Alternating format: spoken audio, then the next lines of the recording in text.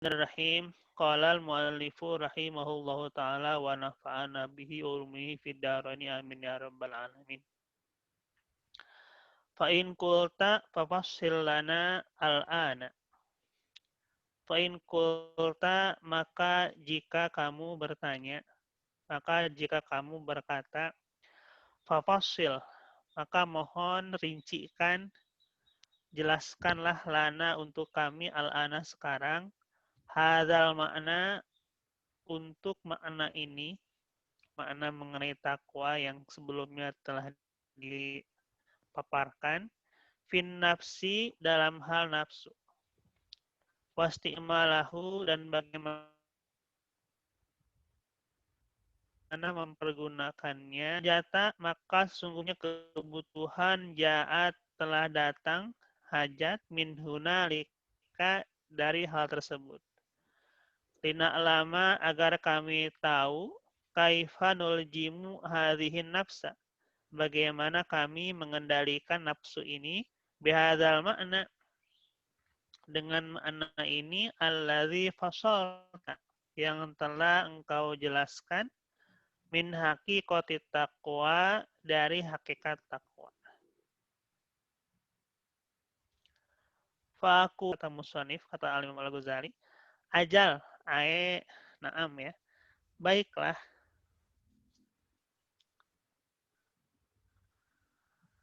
innama tafsiluhu fi amri hadhin nafsi,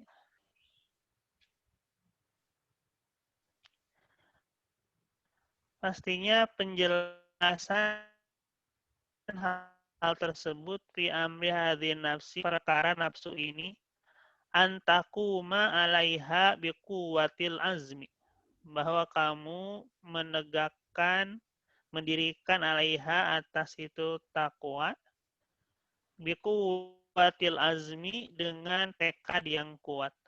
Fatamna'aha, maka kamu akan bisa menghalangi atau mencegahnya nafsu, an kulli maksiatin dari setiap maksiat, wa dan kamu an kulli fudulin dari setiap hal yang berlebihan. Wa idza fa'alta dzalika, maka bila kamu telah melakukan hal tersebut, kunta, maka jadilah kamu qadit taqoita, sungguh kamu telah bertakwa Allah kepada Allah Subhanahu wa taala, fi ainika, di menjaga dalam, walisanika dan lisanmu, wa qalbika dan hatimu, wa batnika dan perutmu, wa rijlika dan kakimu, wa farjika dan kemaluanmu, wa jami'i arkanika dan seluruh anggota-anggota tubuhmu yang lainnya. Wa aljamtaha, dan kamu telah bisa mengendalikan nafsu, bilijami taqwa, dengan kendali takwa. Babahum yatul, dan sungguh kami telah memberikan isyarah petunjuk ilai wariyab ini, bab mengenai bagaimana yang panjang tersebut, di mana fi kitabina, dalam kitab kami, yaitu Ihya Ulumuddin, kitab Ihya Ulumuddin. Wa ammal ladzi la budda minhu hahuna, dan adapun perkara yang harus di sini, fa annaqula, maka kami berkata, man aroda ayat taqiyallaha, siapa yang bermaksud, yang berkeinginan untuk bertakwa kepada Allah Ta'ala, fal yuroi, maka hendaklah dia bisa menjaga al-a'dha al-khamsata, akan anggota tubuh yang 5. Fa'innahunna, maka sungguhnya yang 5 tersebut, al-usulu, ada, yaitu al-ainu, pertama mata atau pandangannya ya. wal uzunu dan telinga dan pendengarannya, wal lisanu dan kemudian lidah, wal qalbu dan keempat hati, wal batnu dan yang kelima adalah perut. Ini 5 anggota tubuh yang mesti dijaga kalau kita ingin aroda ayat takiyalah, benar-benar menginginkan takwa kepada Allah Subhanahu wa taala.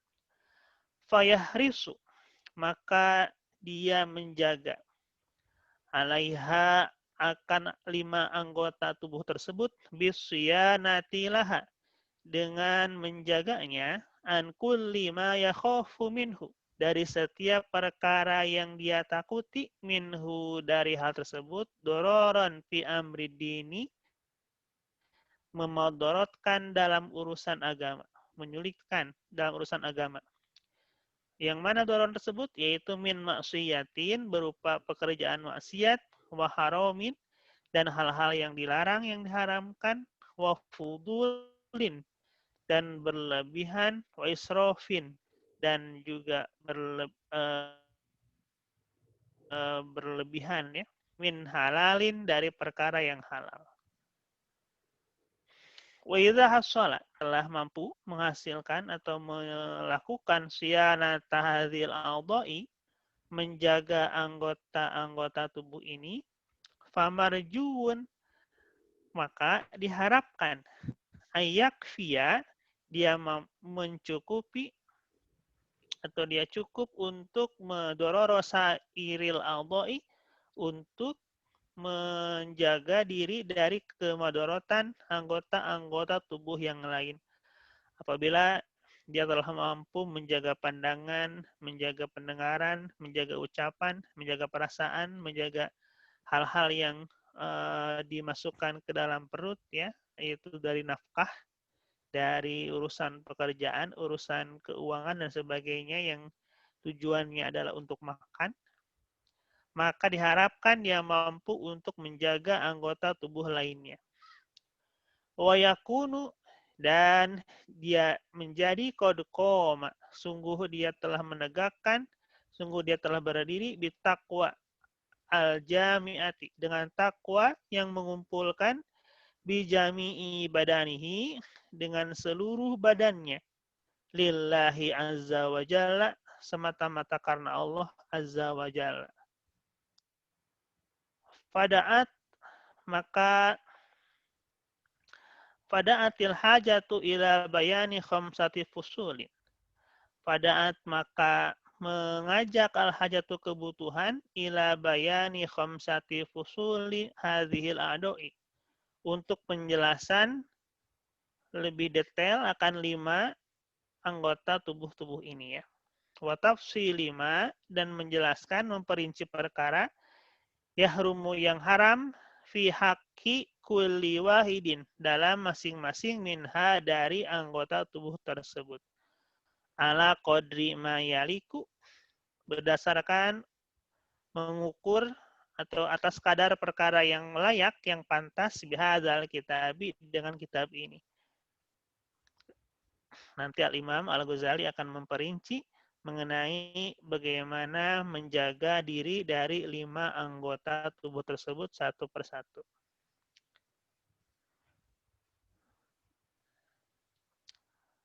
Taqwal a'dha'il khamsati.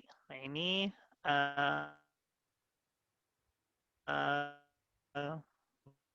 bab khusus mengenai bagaimana takwa menjaga diri dari anggota-anggota. Al-ainu, yaitu menjaga diri dan menjaga pandangan ya, menjaga mata. Alaika, wajib untukmu. Waffaqallahu, semoga Allah memberikan kamu taufik wa iyanan kepada kami, lil ta'atihi, untuk senantiasa bertaat kepada Allah Subhanahu wa taala. Bihifzil aini, dengan menjaga pandangan, fa innaha, maka sungguhnya pandangan, sababu kulli fitnatin, adalah sebab semua fitnah, wafatin, dan kecelakaan. Wa'azkuru, dan aku menceritakan, fi amriha, dalam urusan ini, ain, mata ini salah satu usulin kafiatin, akan 3 landasan yang cukup ya. Ada 3 landasan, ada 3 dasar yang menjadi pokok pembahasan mengenai mata ini. Ahaduha yang pertama, maka Allah subhanahu wa ta'ala, yaitu firman Allah subhanahu wa ta'ala, kul, ucapkanlah hai kanjeng Nabi Muhammad SAW, lil mu'minina, kepada orang-orang beriman, ya ghuddu, hendaklah mereka merendahkan min absarihim, dari pandangan-pandangan mereka, menundukkan mereka dari pandangan-pandangan mereka, wa yahfazu, dan mereka menjaga furujahum, akan kemaluan-kemaluan mereka. Zalika, hal tersebut, menundukkan pandangan dan menjaga farji, adalah azka, yang lebih mensucikan, lebih bersih, lahum, bagi mereka. Innallaha, sesungguhnya Allah, khabirum bima yasnaun, maha mengetahui, maha waspada atas apa yang mereka kerjakan. Quran surat An-Nur ayat 30. Wa'alam, ketahuilah, anni, sungguhnya aku, ta'amal tuhadil ayat, aku telah merenungkan ayat ini, fawajadtu fiha, maka aku menemukan fiha, dalam ayat tersebut, ma'akisoriha, disertai pendeknya ayat, salah satu ma'anin azizatin, 3 makna yang agung, yang besar. Apa 3 tersebut? Yaitu ta'dibun. Yang pertama adalah ta'dibun, mendidik. Watan bihun, dan peringatan. Watahdidun, dan ancaman. Ada 3 unsur dalam ayat tersebut yang telah direnungkan oleh Imam Al-Ghazali, yaitu pendidikan, kemudian peringatan, dan ancaman.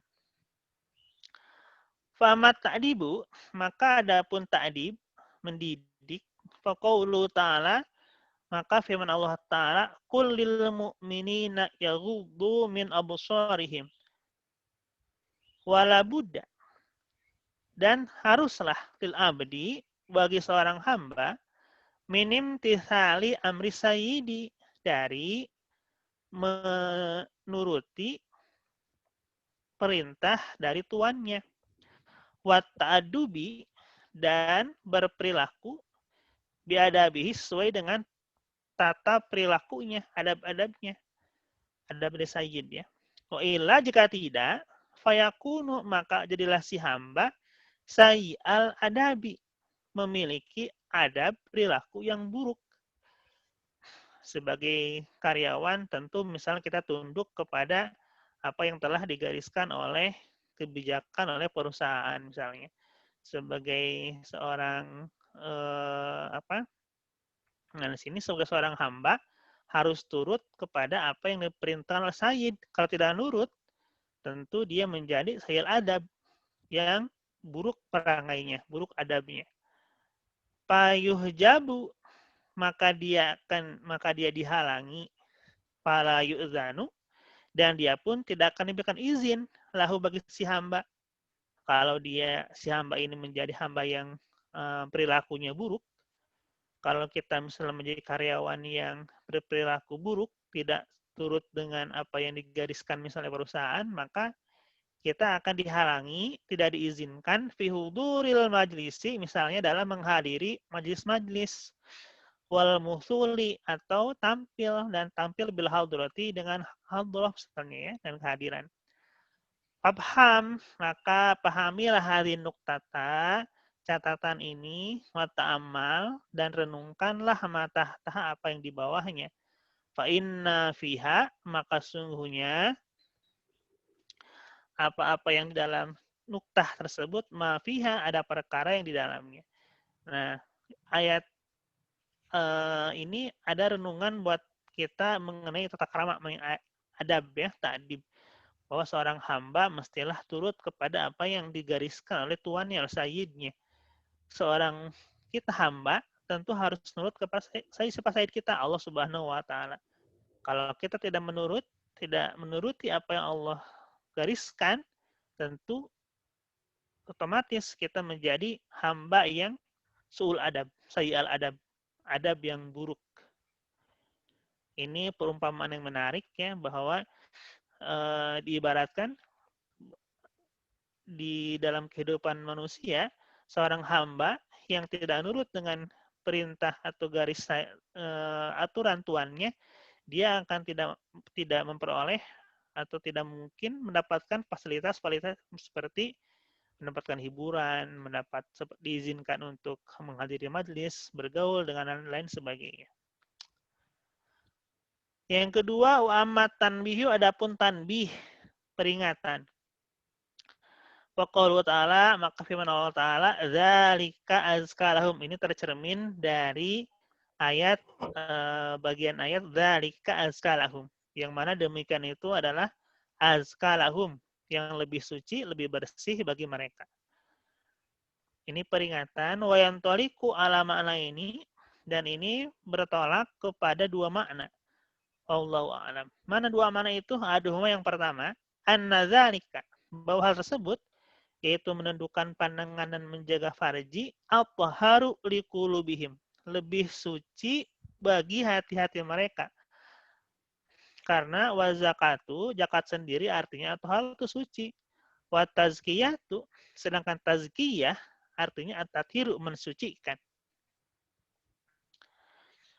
Wahtani, dan yang kedua, makna yang kedua dari tanbih zalika azka lahum ini, zalika anma li khairihim. Hal tersebut yaitu menundukkan pandangan dan menjaga farji, anma itu akan menumbuhkan, akan meningkatkan li khairihim, akan kebaikan mereka, wa aktsaru, dan lebih banyak. Karena apa? Wa zakatu, zakat sendiri fil asli, dalam makna asalnya, kata dasarnya berarti an-numu, yaitu pertumbuhan atau izdiyad, pertambahan. Panabbaha, maka Allah memperingatkan, ala anna fi ghadil basari, bahwa dalam menundukkan pandangan, tathhira qalbi, ada pensucian hati, wa takthira taati, dan menambahkan taat, wal khairi, dan kebaikan. Wadzalika, nah hal tersebut, annaka, bahwa kamu, in lam taghudda basaraka, bila kamu tidak menundukkan pandanganmu, war khaitainahu, dan kamu tidak tidak melonggarkan atau melepaskan kendali atas pandangannya, tanzur, maka kamu akan melihat ila ma la ya'nika, akan pandangan, akan hal yang tidak layak bagimu, yang tidak bermakna untukmu. Fala yakhlu, maka tidak boleh kosong, min antaqa'a ainuka, maka tidak akan ada kesempatan, ya, tidak kosong di sini maksudnya akan terjerumus, min antaqa'a ainuka, bahwa matamu akan tiba ala haramin, untuk yang haram. Fa in tamatta, maka jika kamu sengaja, fadzanbun wa kabiratun, maka itu adalah dosa dan besar. Rubbama ta'alaqa qalbuka bidzalika, dan pastinya hatimu terkait dengan hal tersebut. Fatahliku, maka hatimu akan rusak. Illam yarhamillahu ta'ala, seandainya Allah tidak melimpahkan rahmatnya. Nah, jika kita tidak menundukkan pandangan, jika tidak tidak menjaga farji, maka kemungkinan besar akan jatuh, kita akan melihat hal-hal yang haram. Jika itu sengaja, maka jatuhnya akan dosa. Dan kemungkinan hati kita akan rusak karenanya. Jika Allah tidak menyayangi kita,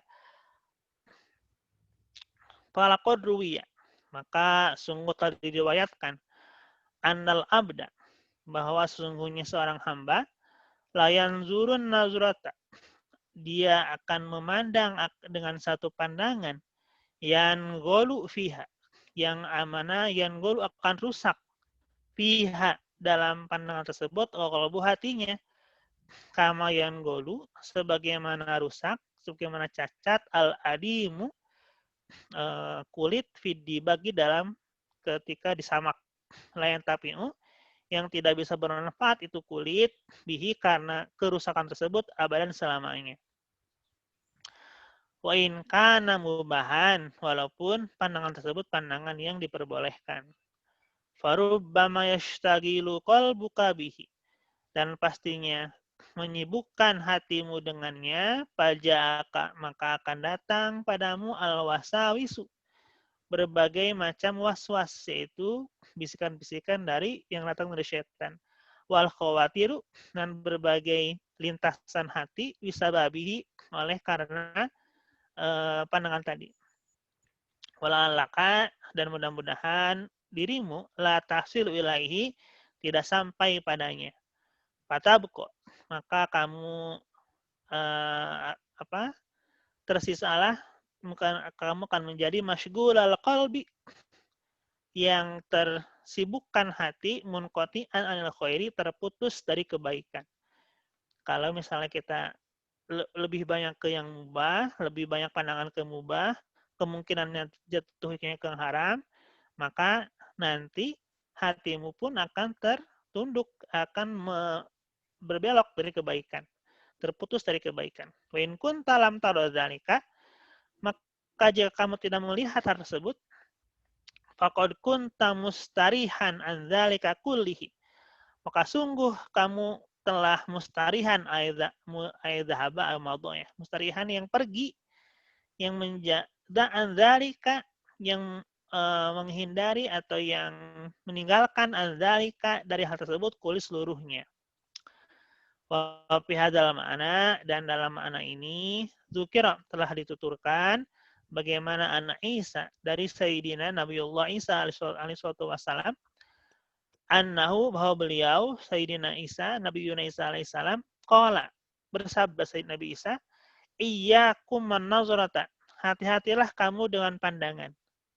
Inha, maka sungguhnya nazrah, pandangan itu, tazra'u fil qalbi, akan menumbuhkan pandangan itu dalam hati, menumbuhkan apa? Asyahwata, akan syahwat, akan hawa nafsu, akan keinginan. Waqafa, dan cukup, biha, dengan pandangan itu, bagi pemilik si pandangan, bagi pemilik pandangan, fitnatan, akan fitnah. Kalau misalnya memandang lawan jenis, mungkin akan timbul syahwat kemanusiaannya, ya, syahwat lawan jenis. Kalau misalnya memandang misalnya orang dengan kedengkian, bisa juga, atau keiri hatian. Pokoknya nazar itu memunculkan berbagai, kalau dimunculkan berbagai macam syahwat, keinginan, ya. Sehingga kalau misalnya kita memandang dengan syahwat, baik itu syahwat dalam arti syahwat birahi atau syahwat dalam arti nafsu, nafsu yang misalnya menjerumuskan ke hal-hal yang negatif, baik itu misalnya pandangan iri, pandangan dengki, pandangan benci, dan sebagainya, maka akan menimbulkan berbagai macam fitnah di kemudian hari. Gitulah peringatan dari Nabi Isa alaihissalam, bahwa kita benar-benar harus menjaga nazah. Karena dari mulai pandangan lah, kalau misalnya diiringi dengan nafsu, akan ditumbuhkan dari pandangan itu berbagai macam syahwat dalam hati. Ketika muncul syahwat dalam hati, maka yakinlah akan muncul fitnah. Wa qala dhunnuni wallahu alam bissawab. Demikian apa yang bisa saya sampaikan. Mudah-mudahan ada manfaatnya. Kurang lebihnya mohon maaf apabila ada berbagai kekurangan dan kekhilapan serta kesalahan. Mohon dikiranya dimaklumi dan dimaafkan serta dikoreksi. Allahu a'lam bishawab. Wassalamualaikum warahmatullahi taala wabarakatuh.